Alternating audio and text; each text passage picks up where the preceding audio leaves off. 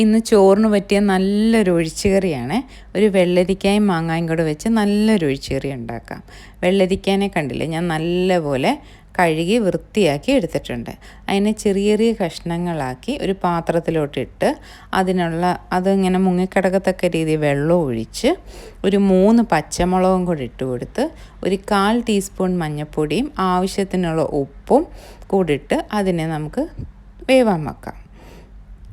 കണ്ടില്ലേ, വെള്ളരിക്ക എല്ലാം ഒന്ന് പകുതി വേവായി വന്നപ്പോഴത്തേക്കും ഞാൻ ആ മാങ്ങയെ കഴുകി ചെറിയ ചെറിയ കഷ്ണങ്ങളാക്കി ഇട്ട് കൊടുത്തിട്ടുണ്ട്. മാങ്ങയുടെ പുളി അനുസരിച്ച് ഇട്ട് കൊടുക്കണം. ഞാൻ ഒരു മാങ്ങ ഫുള്ളും ഇട്ട് കൊടുത്തിട്ടുണ്ട്. ഇനി അത് രണ്ടും കൂടെ കിടന്ന് അവിടെ വേവട്ടെ. നല്ലപോലെ ഒന്ന് വെള്ളരിക്ക പകുതി വേവേ ആയിട്ടുള്ളൂ. വെള്ളരിക്കയും മാങ്ങയും നല്ലപോലെ അപ്പം വെന്ത് വരട്ടെ. അപ്പോഴത്തേക്കും നമുക്ക് അതിനുള്ള തേങ്ങയുടെ അരപ്പില്ലേ, അത് റെഡിയാക്കി എടുക്കാവേ. ഞാൻ ഒരു മുറി തേങ്ങ എടുത്തിട്ടുണ്ട്. ആ മിക്സിയുടെ 3/4 ഭാഗം തേങ്ങ ഉണ്ട്.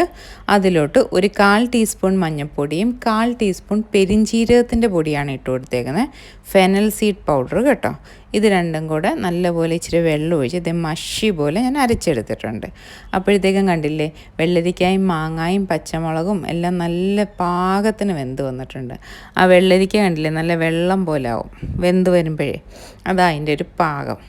ഇനി ആ അരച്ച് വെച്ച അരപ്പും കൂടെ ഒഴിച്ച് ആ മിക്സിയിലോട്ട് ഇച്ചിരി വെള്ളവും കൂടെ ഒഴിച്ച് അതും കൂടെ ഇങ്ങനെ ചുറ്റിച്ചൊന്ന് ഒഴിച്ചു കൊടുക്കുന്നുണ്ട്. അത് കഴിഞ്ഞിട്ട് ഈ അരപ്പ് തിളയ്ക്കാൻ പാടില്ല. ജസ്റ്റ് ഇങ്ങനെ സൈഡിൽ നിന്ന് ബബിൾസൊക്കെ വരുമ്പോഴത്തേക്കും ഗ്യാസ് അങ്ങ് ഓഫാക്കിയേക്കണം കേട്ടോ. കണ്ടില്ലേ, ഇച്ചിരി ഉപ്പിൻ്റെ കുറവുണ്ടായിരുന്നു. ഞാനൊരു 1/4 ടീസ്പൂൺ ഉപ്പും കൂടെ ഇട്ട് കൊടുക്കുന്നുണ്ട്. എല്ലാം നല്ല ചൂടായപ്പോഴത്തേക്കും ഗ്യാസ് അങ്ങ് ഓഫാക്കി.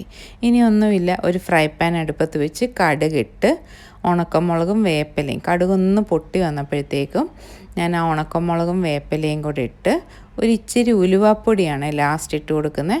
നിങ്ങളുടെ കയ്യിൽ ഉലുവയ ഉള്ളതെങ്കിൽ അത് ആദ്യം ആ കടുകിൻ്റെ കൂടെ ഇട്ട് കൊടുക്കണം. എന്താണെങ്കിലും ഉലുവ മസ്റ്റാണ്. ഉലുവ ഇട്ട് കൊടുക്കണം, അപ്പോഴേ കറിയുടെ കറക്റ്റ് ടേസ്റ്റ് വരത്തുള്ളൂ. എല്ലാം കൂടെ താളിച്ച് ഒഴിച്ച് നല്ല ടേസ്റ്റി ചോറിന് ഒരു പ്ലേറ്റ് നിറയെ ചോറുണ്ണാൻ ശരിക്കും ഈ ഒരു കറി മാത്രം മതി. നിങ്ങൾ ഡിന്നറിനോ ഇടയത്താഴത്തിനോ ഒക്കെ കഴിക്കാൻ പറ്റുന്ന നല്ല ടേസ്റ്റി വെള്ളരിക്ക മാങ്ങ ഒഴിച്ചുകറി. നിങ്ങൾക്ക് എൻ്റെ ഈ ചാനൽ ഇഷ്ടപ്പെടുവാണെങ്കിൽ ഒന്ന് ലൈക്ക് ചെയ്യാനും ഷെയർ ചെയ്യാനും സബ്സ്ക്രൈബ് ചെയ്യാനും മറക്കല്ലേ. താങ്ക്